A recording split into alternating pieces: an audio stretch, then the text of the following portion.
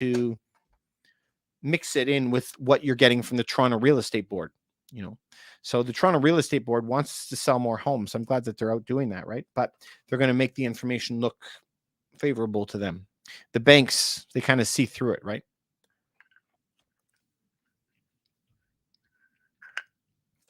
Sorry, guys, getting parched. Anyway, as you guys know, I am a huge fan. I think you should be buying gold and silver. Just a silver, you can get a silver coin for $30. This is where you can start your whole collection. As you move up from gold and silver, you can move yourself into a bar. These cool bars, if you can see these cool little lines right there, you can see how it's been poured out at like 1,000 degrees. Pretty cool, huh? And I mean, the stuff on it, you could see them, they stamp it in really hot.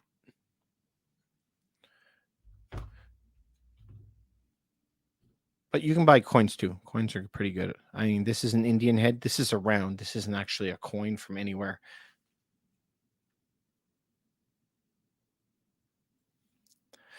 Wow, you guys are quiet. Yesterday, I've been trying to do a live for the last like 3 or 4 days, every day at 7 o'clock. And when we come on, we usually get inundated. I got like 1,000 people asking questions, it feels like. But anyway, hey, so I mean, if you don't have any questions, that means that we're all up to date, which I'm feeling pretty good about. What's happening in the market today? Things are going crazy. So remember, what we try to teach people is how to make money in real estate through appreciation, depreciation, cash flow, value add, and principal pay down. There's 5 different streams that we can get with real estate, but then we have the value add, which is the bonus section. So that's what we do with all of our real estate. We do it across Canada. I saw this interesting quote from somebody one day, and they had said that local people judge real estate based on historical. So they look at what's happened in the past year or two. But foreigners, anyone living outside the area, not just necessarily out of the country, look at the deal. And that's how we look at properties. We only look at them from a deal perspective. We never look at them from a local perspective. Yeah. So that's it. Wow, ghost town today, you guys. Well, I operate in Toronto, Canada. We operate everywhere in the Greater Toronto area. So what we do is all of those different things I was mentioning to you, those different types of properties when it comes to commercial properties, residential properties. We also deal with like companies that are selling stuff like that. Anyway, what we're seeing right now, the homes in the markets have dropped 50%, 40%, 30%. It really depends where you are. Of course, we're in Toronto, Canada. Toronto has suffered the worst out of all of them. They're really, really down. But, you know, we can move on past that, right? There's always opportunity. There's always opportunity. So when the market is crashing, I get happy. I get excited. I've been waiting for 10 years for this. So I'm pretty excited about it. I'm happy. Yeah, that's it.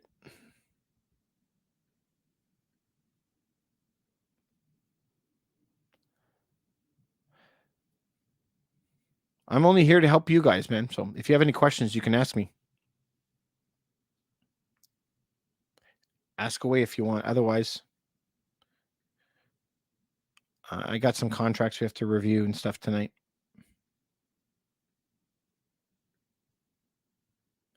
If you have any questions, you can put it below.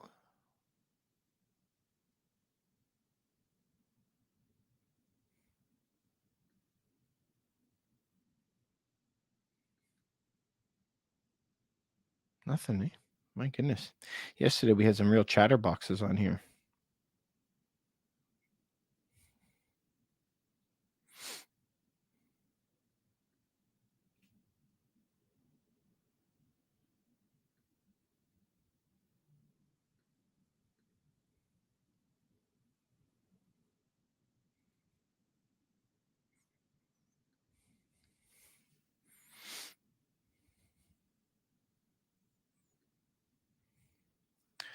I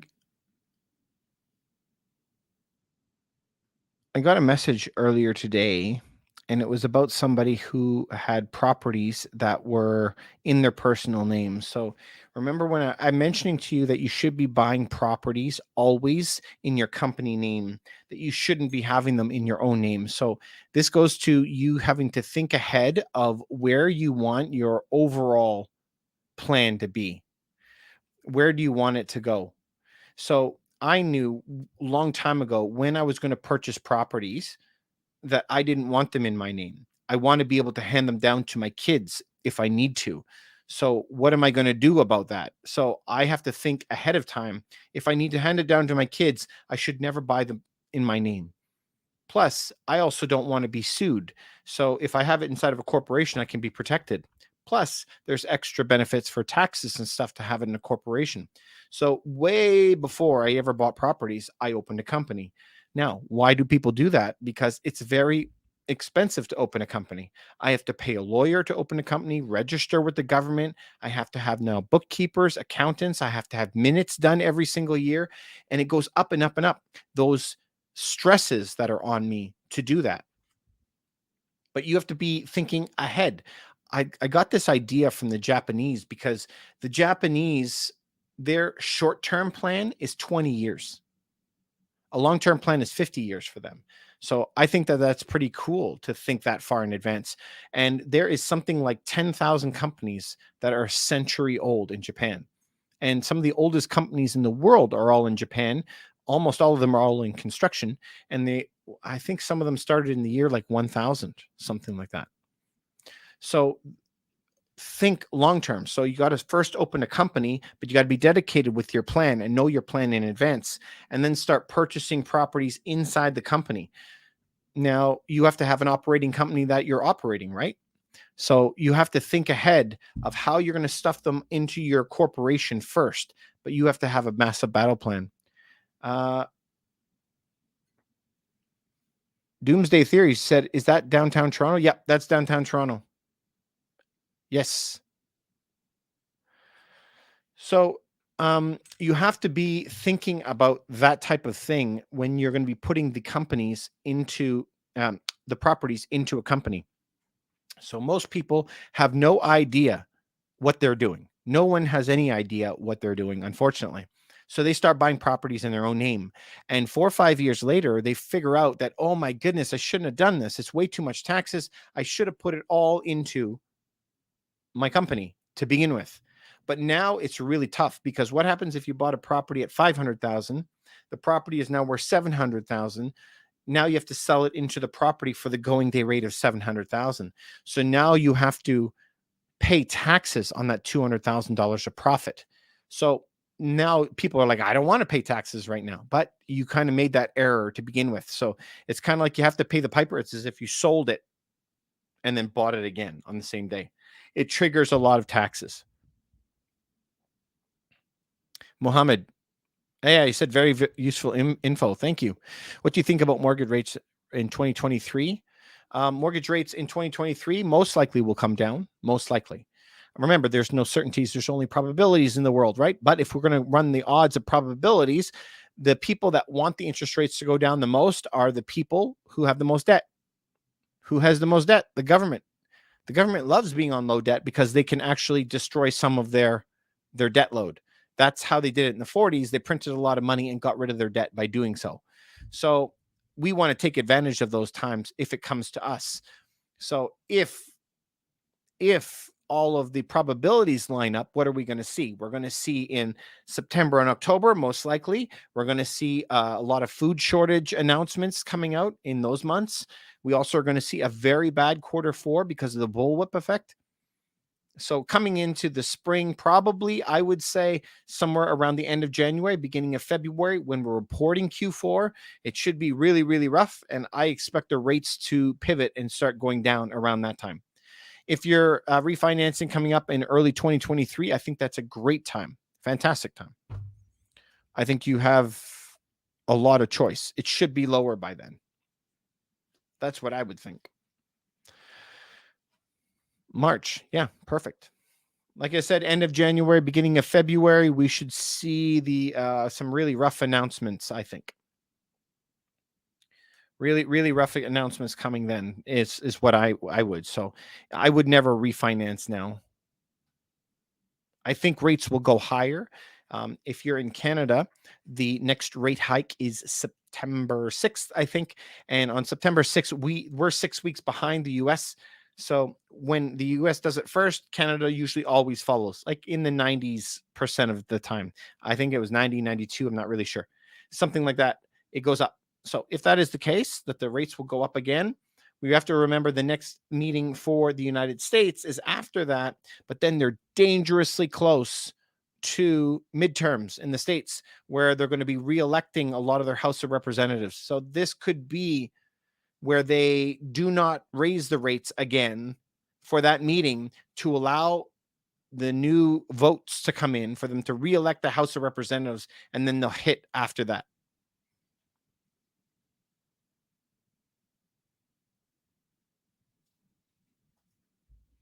You have a C Corp and an S Corp company in the Netherlands. Can they buy in Canada? Anyone can buy in Canada, Mohammed.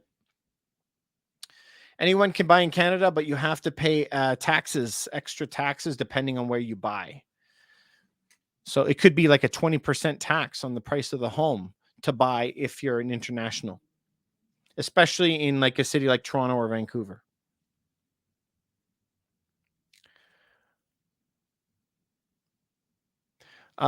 Doomsday theories. You said if a recession comes, they'd have lower rates. This is kind of a good comment because it is not if recession comes. Recession is already here. For the past 100 years, the definition of a recession is 2 consecutive quarters of negative GDP. So this is where the government is trying to not agree that there's a recession, that they're trying to say, no, we're going to change the definition of that. We're not going to call it that anymore, but we are in a recession. Everything is slowing down. We have people who are shutting their businesses down. They're losing their jobs, losing their licenses. Home prices in Toronto and some areas are down 50, 40, and 35%. People are going to be losing their homes. So we already are in a massive recession. So if that was true, we would already be losing, already be lowering the rates. That's not happening. So what is happening? Well, remember, they printed so much money and injected it into the system. They're now trying to pull it all out. So this is a deliberately created system, not just a natural market forces. Very, very different. So this is where I'm saying we always have to figure out the information for ourselves. We can't trust what other people are saying. We got to figure it out for ourselves. If everything is bad news out there, we have to figure it out on our own. They should let the market decide. I mean, yeah, they should have let the market decide for the past 20 years. Well, keep the interest low. That is government intervention. There is no market on the planet that would allow 1% interest rates when inflation is hitting 15. So that is government manipulation. If we let the market decide, this is what happened back in the 80s when Paul Volcker said, we'll let the market decide what the rates will be. The rates went to 18%. So people don't choose the 1%. That's the government that chooses 1%. And why? It's a good question, right? Because the government has more debt than anybody. So the person who benefits the most from 1% interest is the people with the most debt, and that's the government. So the government loves 1%. But now things are getting a little shaky because the story today is not give me more money because we're in this pandemic. That's not what it is now. Today, the question is inflation is so high. So they're going to hit what that is. Most governments today don't do things because it's for the best of the people. They do it because it's popular.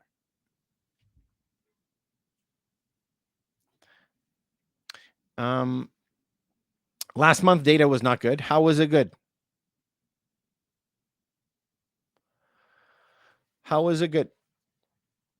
So we had inflation at 9.1 and then inflation came in at 8.7. Again, that's stated inflation. Real inflation, instead of being 18%, was down to 17%. Is 17% inflation good a year? It's awful. It's awful. So we have to make a very big, careful line between disinflation and deflation. What is the difference? What is the difference between deflation and disinflation? The difference is disinflation means it's going down slightly. Deflation means the price is actually dropping. So if a loaf of bread went from $2 to $3, that's inflation. But if the price went from $3 to $2.99, it went down, that's disinflation. So you'll hear that word over and over again with disinflation because it tries to mess with people. There's no deflation here. Bread isn't going back to $2. So it's very, very clever the way that they do that. Are we anticipating homes to come down right across Canada, out west in Edmonton and Calgary? Homes across Canada are going to be going down. Across Canada, undoubtedly, they always do. But they're not all going to go down the same. So in Toronto, where I am, a 1-bedroom condo and the 2-bed, 2-bath are not going down. But the big homes, 4 bedrooms, they are going down. Here is the principle that affects every city that always goes through recessions. Almost everybody is willing to go from a detached and move down and maybe into a condo and downgrade the amount of space they have. But very rarely do people want to move out of their city. That's it. So the cheaper your homes are, the more safer you're going to be. So, Calgary has a bit more jobs than Edmonton. So Calgary is going to be a little bit safer than Edmonton. Will it ever come back? Yes, because money printing is not going away. It's been a thing for 2,000 years. They're going to continue printing. So home prices will come back. Yes. But then at that time, who knows? A loaf of bread might be $20.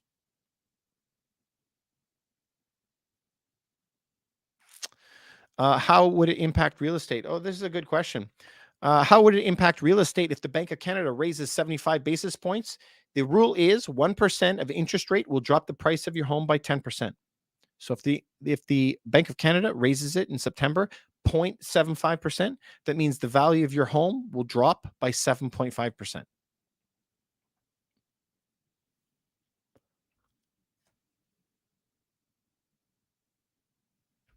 Yep. Good question, Tony. But inflation is terrible. So I even have some smart-ass brother. I'm thinking of one of them. I have 3. And when I ask them about prices, he goes, I know what inflation is. I know what inflation is. It means things cost more money. But he does not know what inflation is. And this is what I tell him is that people go to school for decades studying inflation, studying monetary policy and fiscal policy. Yet he has read one sentence ever and he thinks that he knows everything. So how I approach life is I know nothing ever. I just pick up books. I read a lot of books and I want to keep studying on it. And I probably read 50 books on monetary policy and fiscal policy.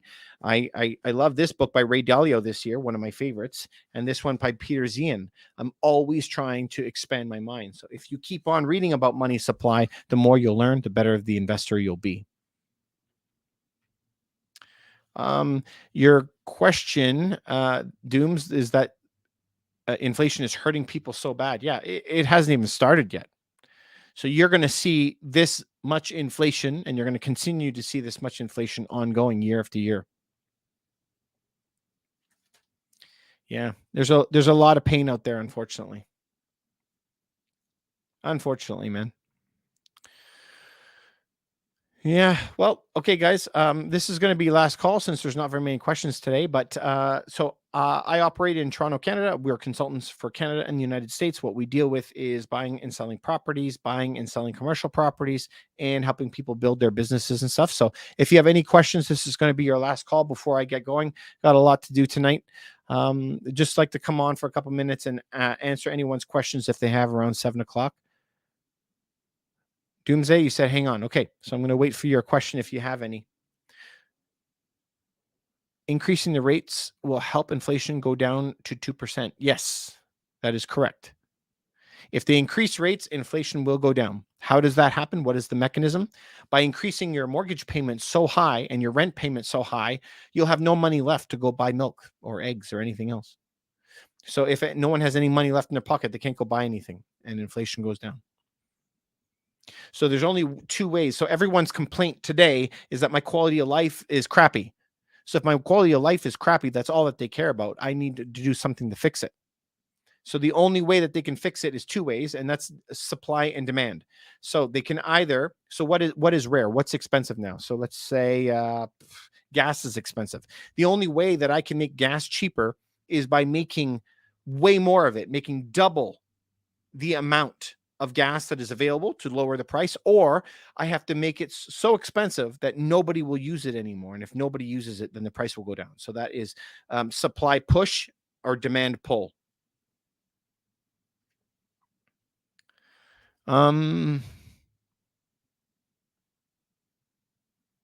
Is the GTA out of reach? What would you suggest on West Side, Cambridge or Hamilton? Oh, Hamilton by far. Hamilton by far, yeah. Cambridge is not where I would be investing. Doomsday theories, demand destruction. Yeah, that's what it is. JJB, you said, would the Nixon method work? Can you expand on what you refer to the Nixon method?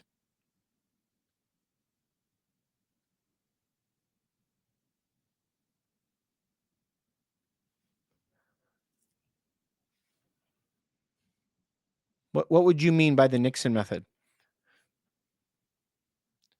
Nixon took us off the gold standard. Is that what you're referring to? I think, what was it last year? We were at the 50-year anniversary of the gold standard going away. Gold standard going away is a large part of why we're in the mess that we're in today.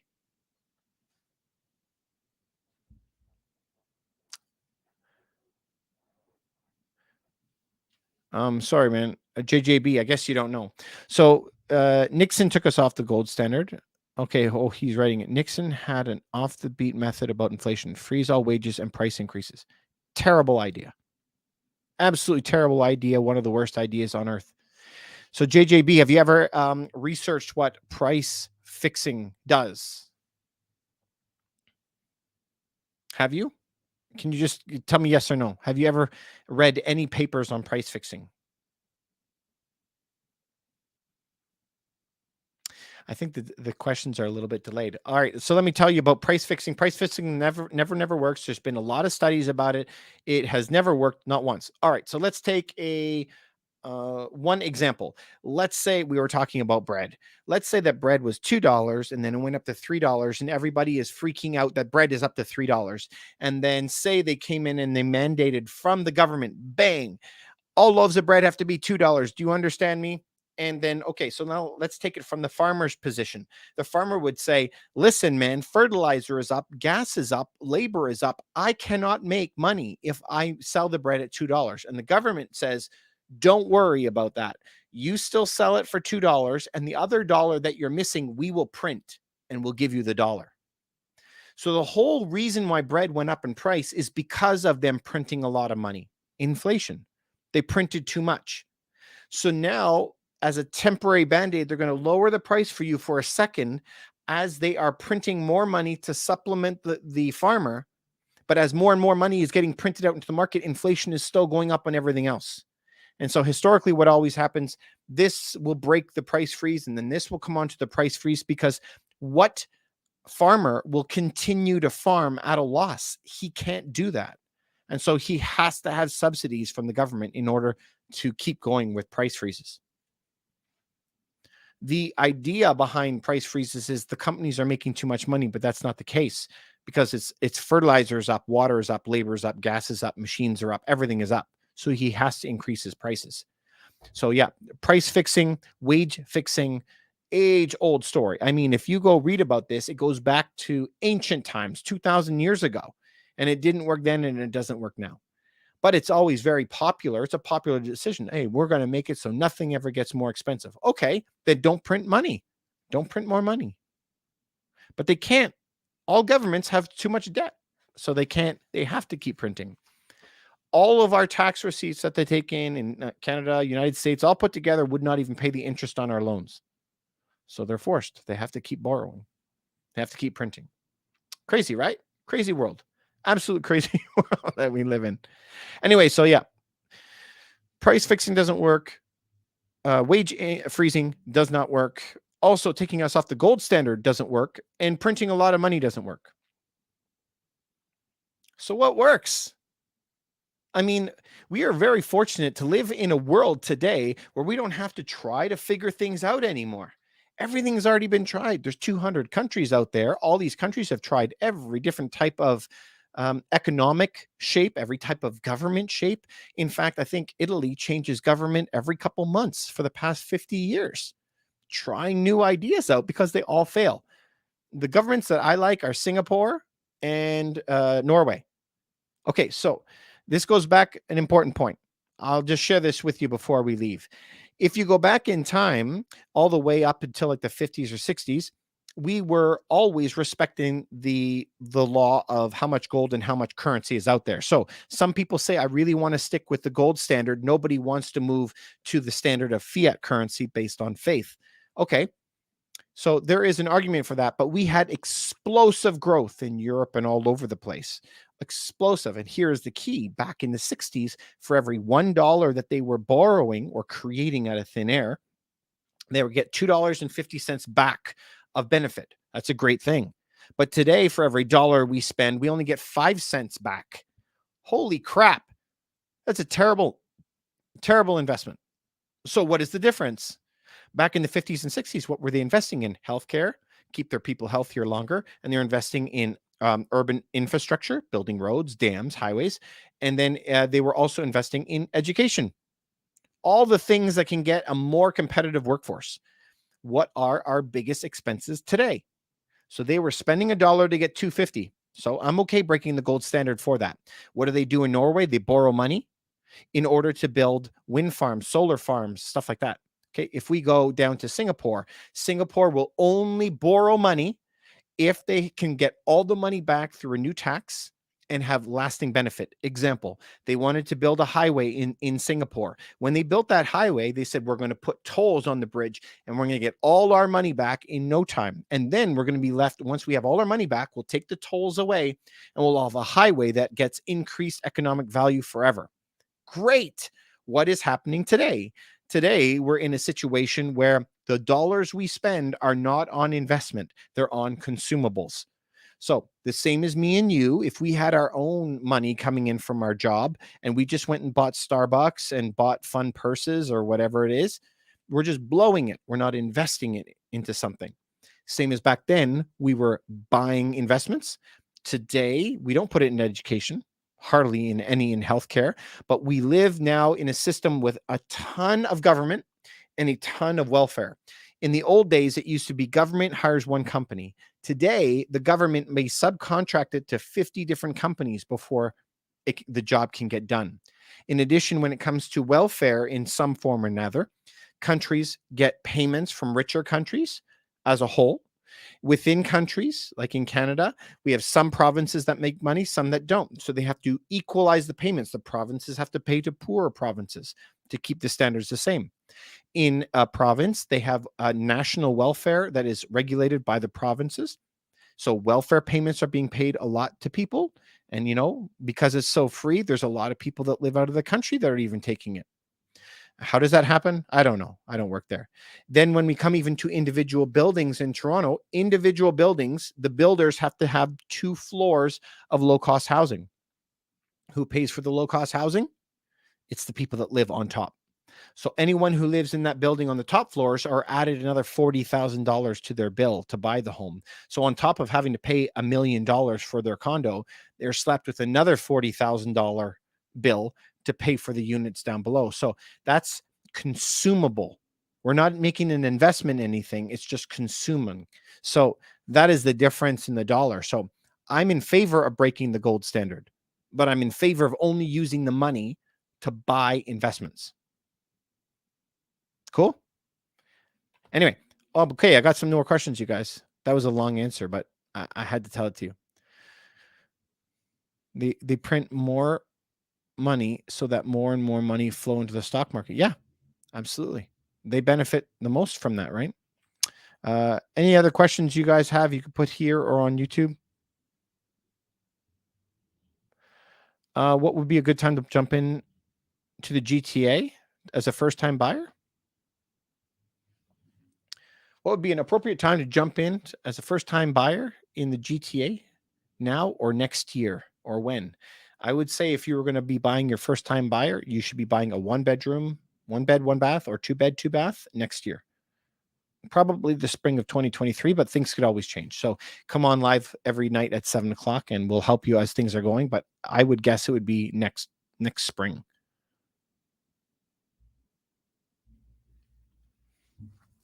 Yeah, don't buy anything now. For sure, don't buy anything cash now. Good Lord. Don't want you doing that mistake. Wait. The prices will be going down a lot. All right, guys, good questions today. I got to get running. Got some stuff to do, but last call again. I think I did it before. If you have any questions, just throw it out to me right now, and then I'll answer it before I head out. Do you have any other questions for me on anything real estate or the economy? What is the mortgage rate today? Mortgage rate today is on a fixed rate somewhere in the mid fives. In the United States, it's about 6.1.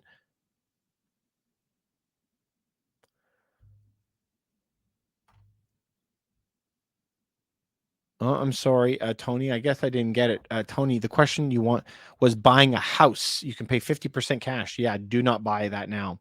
So Toronto and Vancouver are in Canada, the highest markets, and they're the ones that will fall the most. Within the city, you have homes, detaches, then semis and townhouses and condos. Condos will fall the least. Homes will fall the greatest. So buying a home in cash today is probably it's terrible. Mississauga prices are already down for detached homes, 4-bedroom, down 35%. Brampton, they're down 40%. King City, down 50%. So, but King City is a $3.2 million home down to 1.6. It has a lot farther to go. So I wouldn't be buying anything for sure. In your case, for detached, you probably are next summer. Again, things can change, right? Things are changing all the time. Every single day they're changing, but I wouldn't be doing that now. My biggest investments that I have right now that I'm enjoying is always buying things like gold and silver. Silver is awesome. I guess, did I lose it? Something like this.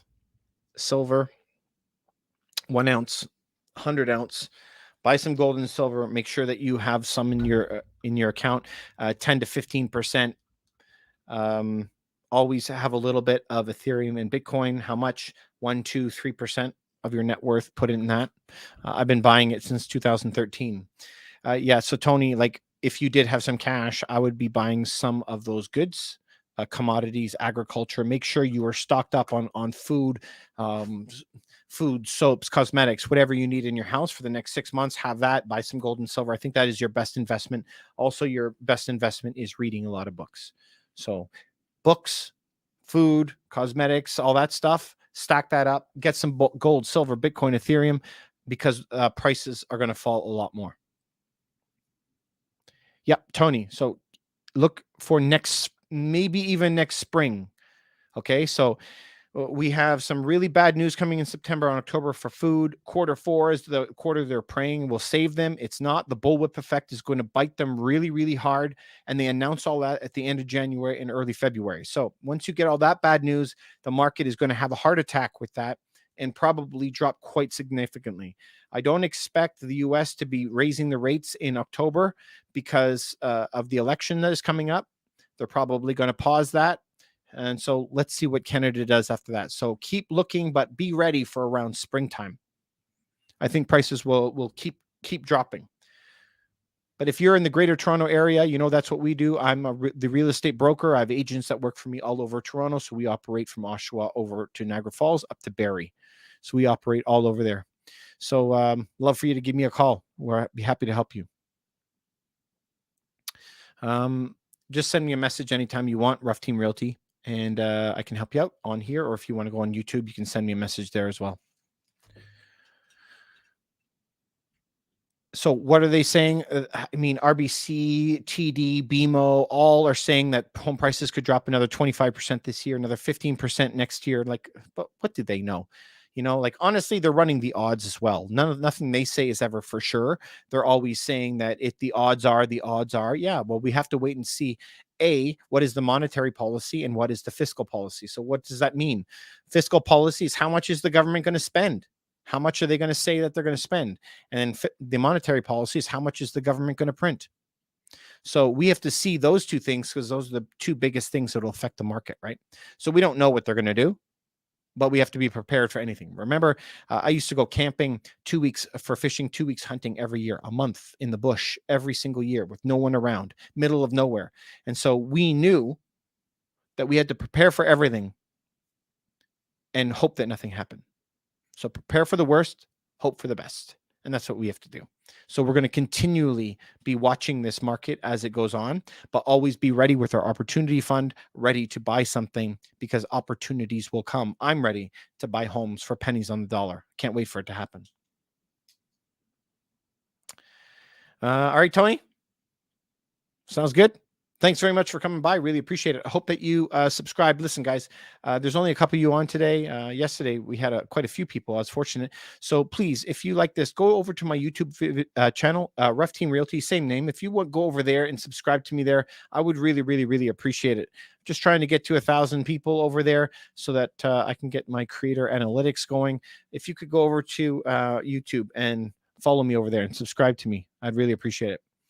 All right, you guys, thanks for everything. Thanks for coming by and spending some time with me. Hope you have a great night, everyone.